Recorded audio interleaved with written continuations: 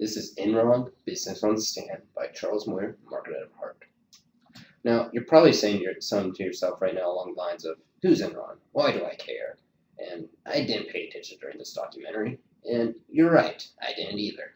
All this stuff happened way before it was relevant for me, so I did some research, and Enron is a Houston-based natural gas company. They started off small and eventually became the second largest company in terms of sales in the world. Now, this is partially because of efforts to keep the energy industry deregulated by extensive amounts of lobbying. And because of this, they eventually became, like I said, an energy giant, the largest energy company in America and the world. Now, where it went wrong was their owners began to treat it like a large casino, where they would become partners with a outside company or firm, and they would have that firm buy Enron assets with Enron money, which basically meant that there was no new money entering the equation, but on paper it looked like there was, so they were allowed to report it as income and profit. Now, this works kind of for the CEOs and owners because it puts money in their pockets, but as soon as the share of Enron starts to go down, this system is going to fall apart like a house of cards. Now, why it matters is that this is a huge breach in ethics. You have CEOs playing with the workers' money. The shareholders are being played with and toyed with. Now, morally speaking, it's not good to play with money that isn't yours. You don't want to steal the toys from the other kids when you're young, so why do it when you're old?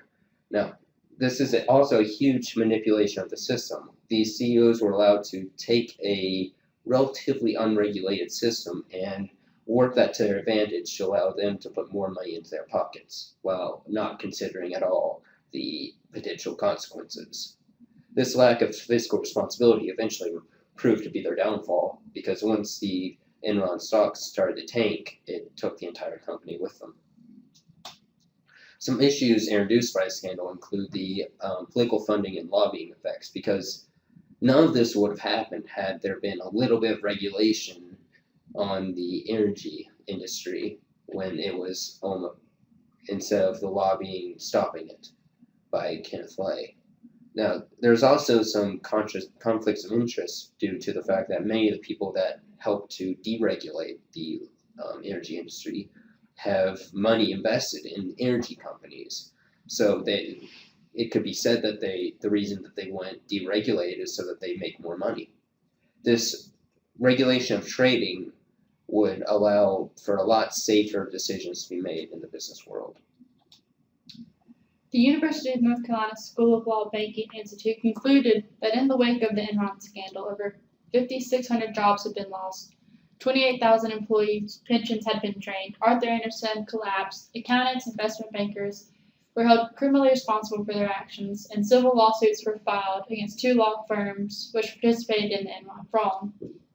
As the Enron scandal continued to unravel, financial institutions primarily involved were Citigroup and JP Morgan, which were held accountable for their actions.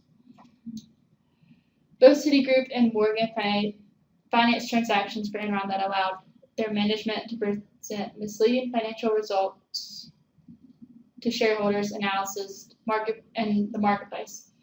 They primarily used prepaid transactions that allowed Enron to disguise loans as commodity transactions, enabling Enron to commit one of the highest security frauds in U.S. history. A federal jury found former Enron corporate executives Kenneth Lay and Jeffrey Skillen guilty of conspiracy and fraud. For a simple guide and the key elements of legislation for the Sarbanes-Oxley Act is 1, the Accounting Oversight Board, regulations of independent auditors, corporate responsibility of governance issues, including the structure of audit committees, certification of financial statements, forfeiture of bonuses, and code of ethics for senior financial officers. There's also professional responsibility rules of attorneys working with companies on certifications of financial statements, and analysis of conflicts of interest, and increased criminal penalties for fraud in financial reporting.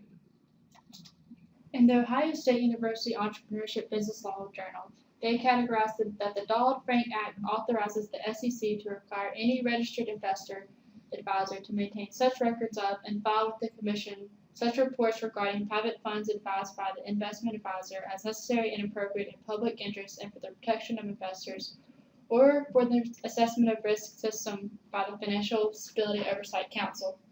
Dodd-Frank represents the most comprehensive financial regulatory reform since the Great Depression.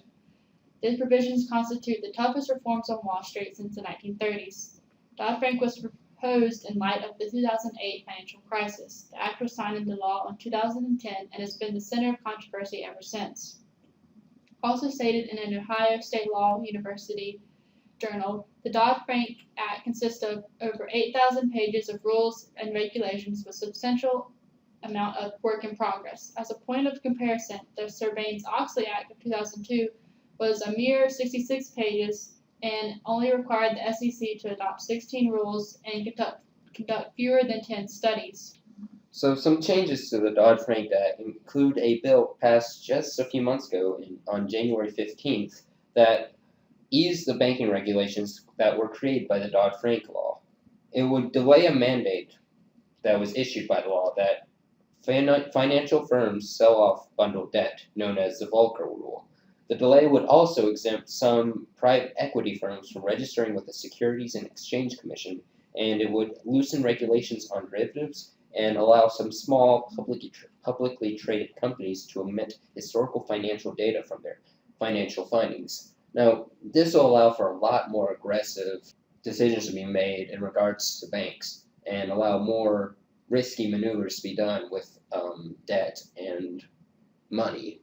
This could create a situation very similar to one in 2008 that actually led for the Dodd-Frank Act to be passed. Now, interestingly enough, a lot of the people in Congress who allowed this bill to pass were either members of the boards of banks or had been members or were invested in banks. So, possible conflict of interest because they're getting money from this somehow.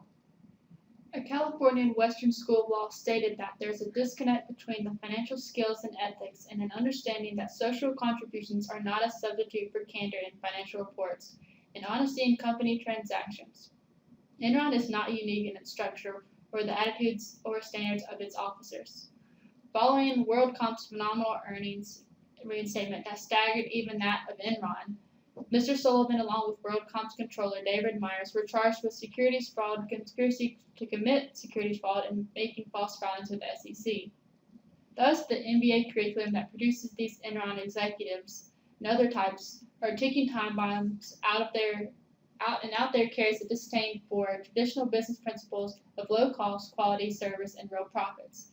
It is a curriculum that convinces its charges that they are better, smarter, and above the proletarian notion of reporting debt and expenses. Managing earnings is taught as a means of delivering shareholder value. The Houston Law Review said that when it comes to corporate officers and directors, it appears that our society has tactically agreed to spare them any significant legal liability for failing to perform their duties as board members. Thus, over the last 20 years, there's been virtually a huge elimination of legal responsibility and liability, particularly in the forms of financial pensions for directors who breach their fiduciary duties of care, even though we entrust these directors with the responsibility of monitoring all of America's corporations as well as the officers and agents within these corporations. Directors appear to have remained in place even after the wave of corporate government scandals and reform efforts aimed at preventing their future recurrence. Thus, while the Sarbanes-Oxley Act of 2002 imposes increased responsibilities on directors, it fails to impose any direct legal penalties on directors who breach these responsibilities. So that was a lot of legal jargon thrown in here. So just to sum things up nice and compact, what happened with Enron was bad, okay? $11 billion were lost by shareholders. 20,000 employees were able to sue and get some of their pension money back. $3,000 a piece. So if this deregulation trend keeps happening, it will lead to more situations like Enron. Like the last slide said, Enron is not unique.